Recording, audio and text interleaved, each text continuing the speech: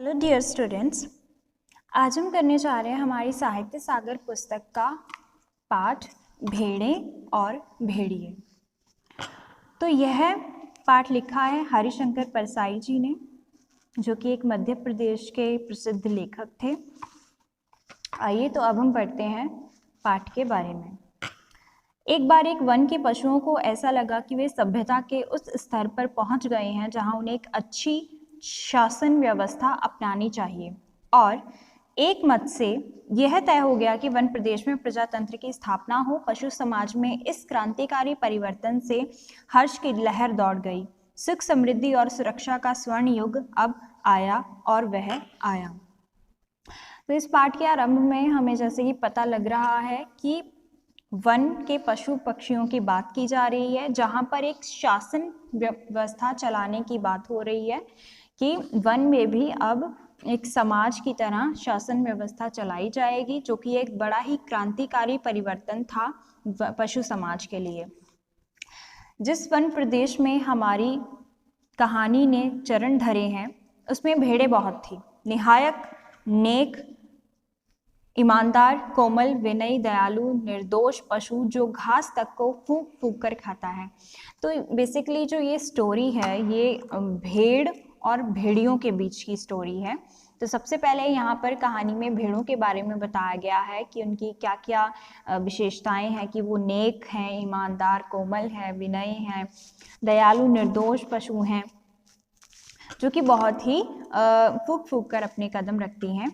भेड़ों ने सोचा कि अब हमारा भय दूर हो जाएगा, हम अपने प्रतिनिधियों से कानून बनवाएंगे कि कोई जीवधारी किसी को न सताए, न मारे, सब जिए और जीने दे।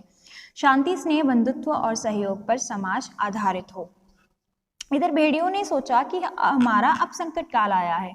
भेड़ों की संख्या इतनी अधिक है कि पंचायत में उनका ही बहुमत होगा, और अगर उन्होंने कानून बना दिया कि कोई पशु किसी को ना मारे तो हम खाएंगे क्या हमें घास चरना सीखना पड़ेगा। तो यहाँ पर दो मत थे, एक भेड़ों का मत और एक भेड़ियों का मत।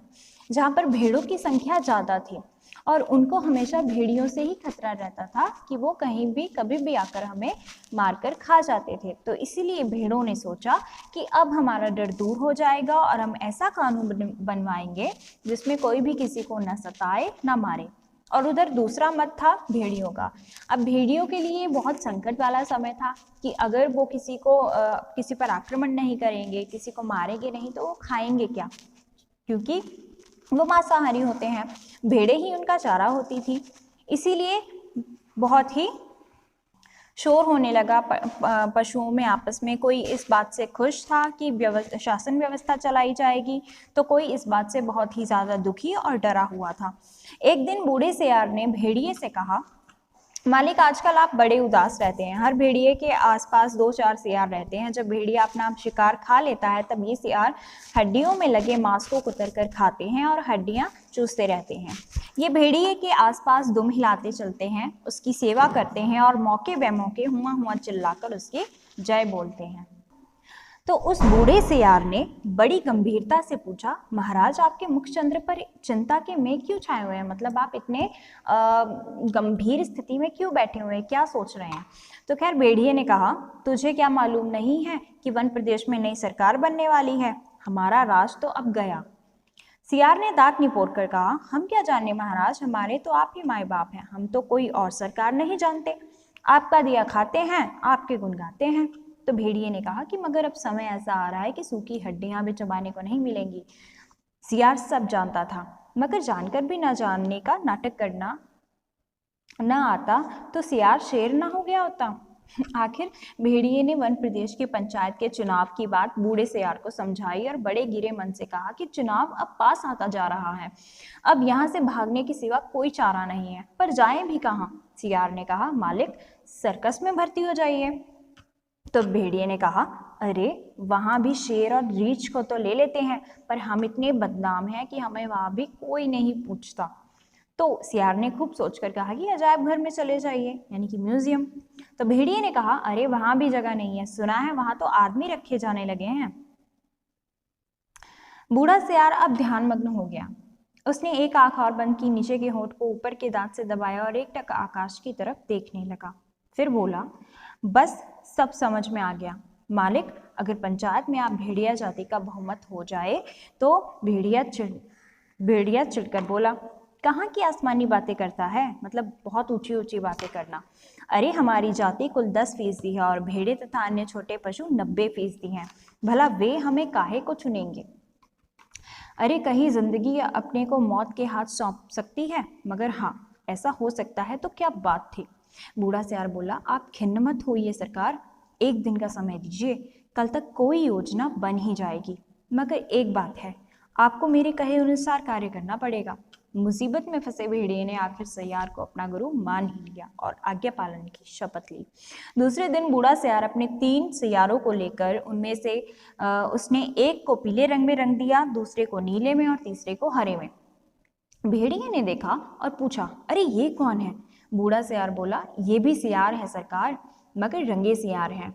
आपकी सेवा करेंगी, आपके चुनाव का प्रचार करेंगे। भेड़िए ने शंका की, मगर इनकी बात मानेगा कौन? ये तो वैसे ही छल कपट के लिए बदनाम है। सियार ने भेड़िए का हाथ चूमकर कहा, बड़े भोले हैं आप सरकार। अरे मालिक, रूप रंग बदल देने से तो सुना है आदमी तक बदल जाते हैं, फिर ये तो सियार हैं। तो इस स्टोरी में कहीं ना कहीं जो ये सब बातें हो रही हैं वो कहीं ना कहीं एक इंसान को लेकर हो रही हैं कि इंसान भेड़ियों की तरह ही आजकल होते जा रहे हैं, छल कपट करने वाले, दूसरों को दुख देने वाले, सताने वाले और पल पल में रंग बदलने वाले, है ना। तो यहाँ जो 3 रंगे सियार हैं वो एक इंसान का ही, एक मनुष्य का ही प्रतीक बन गए हैं कि आजकल जैसे मनुष्य भिन्न भिन्न रंगों में अपने रंग बदलता रहता है, व्यवहार बदलता है, छल कपट करता है, ईर्ष्या करता है, तो उसी तरह जो रंगे सियार है कि इंसानी भावना का प्रतीक है यहाँ पर। तो अब बूढ़े सियार ने भेड़िए का भी रूप बदला, मस्तक पर तिलक लगाया, गले में कंठी पहनाई और मुंह में घास के तिनके घूंस दिए। बोला, अब आप पूरे संत हो गए हैं, अब भेड़ों की सभा में चलेंगे, मगर 3 बातों का ख्याल रखना। अपनी हिंसक आंखों को ऊपर मत उठाना, हमेशा जमीन की ओर देखना और कुछ बोलना मत, नहीं तो सब पोल खुल जाएगी और वहाँ बहुत सी भेड़ें आएंगी, सुंदर सुंदर मुलायम मुलायम, तो कहीं किसी को तोड़ मत खाना।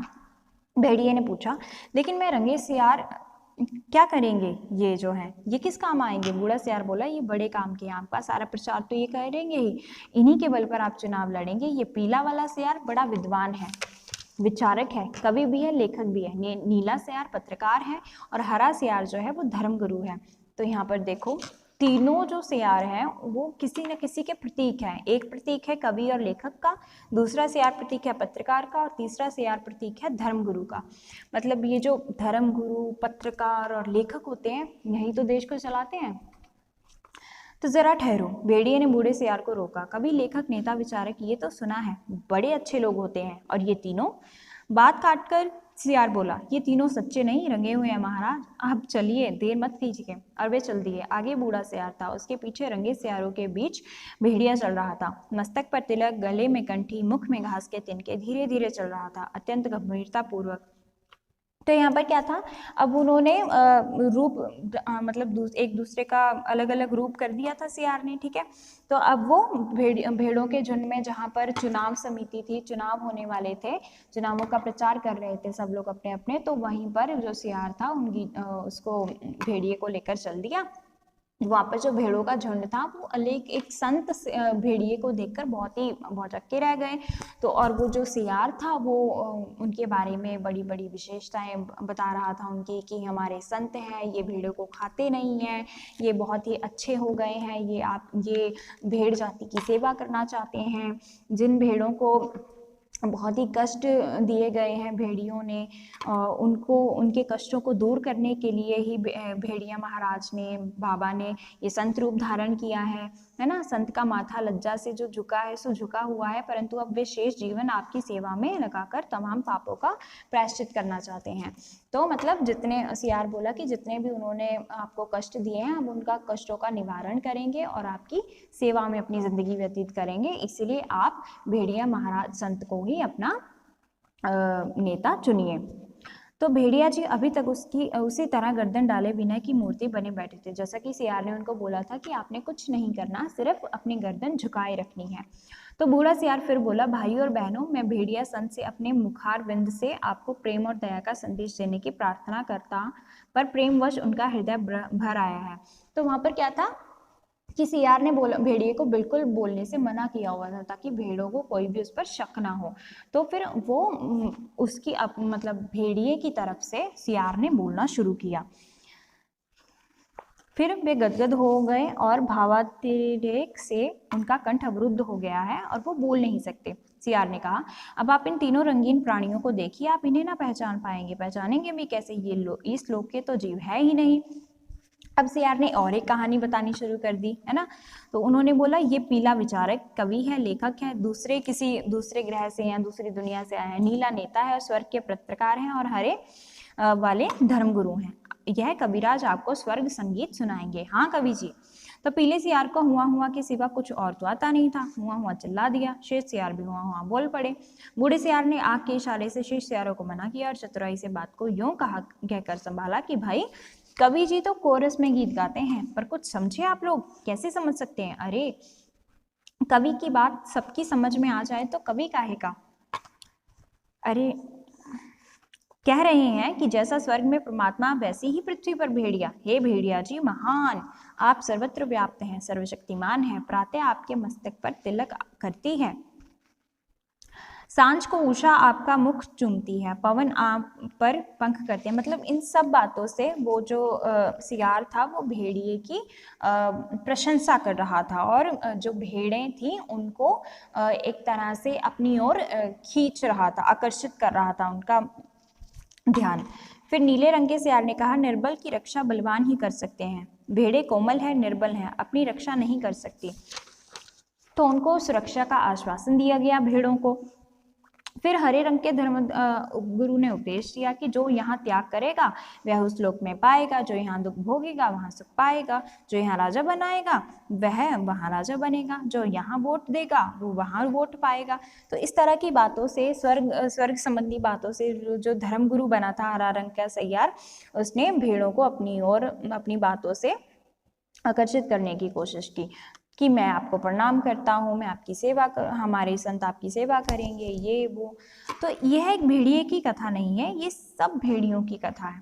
सब जगह इस प्रकार प्रचार हो गया कि भेड़ों को विश्वास हो गया कि भेड़िए से बड़ा उनका कोई हितचिंतक हितरक्षक नहीं है। मतलब उन्होंने भेड़ों को पूरी तरह से कन्विंस कर लिया अपनी बातों से कि भेड़ें भी उनकी बातों में आ गई। और जब पंचायत का चुनाव हुआ तो भेड़ों ने अपनी हित रक्षा के लिए भेड़ियों को चुना और पंचायत में भेड़ों के हितों की रक्षा के लिए भेड़िए प्रतिनिधि बनकर गए। और पंचायत में भेड़ियों ने भेड़ों की भलाई के लिए पहला यह कानून बनाया कि हर भेड़िए को सवेरे नाश्ते के लिए भेड़ का एक मुलायम बच्चा दिया जाए, दोपहर के भोजन में एक पूरी भेड़ तथा शाम को स्वास्थ्य के ख्याल से कम खाना चाहिए, इसलिए आधी भेड़ दी जाए। तो भेड़ों ने अपनी खुद ही जान भेड़ियों के हाथ में दे दी। तो इस कहानी से सीधा सीधा संबंध हमारी जो आज की राजनीतिक दुर्दशा है हमारे देश की, उस पर किया जा रहा है कि पहले तो नेता जो लोग होते हैं वो बहुत ही मीठी मीठी बातें करके लोगों को फुसला लेते हैं अपने जाल में कि हम ये करेंगे, और बाद में जब वो चुनाव जीत जाते हैं तो वो आम लोगों का ही खून चूसते हैं अपने घर की तिजोरियां भरने के लिए। तो इस कथा से, इस कहानी से साफ तौर पर सामाजिक जो राजनीतिक दुर्दशा है उसकी ओर संकेत किया जा रहा है कि कैसे जो ये बड़े राजनीतिक लोग होते हैं वो आम जनता यानी कि भेड़ों को अपने जाल में फंसाते हैं और उनका फायदा उठाते हैं। तो ये थी हमारी कहानी भेड़े और भेड़िए।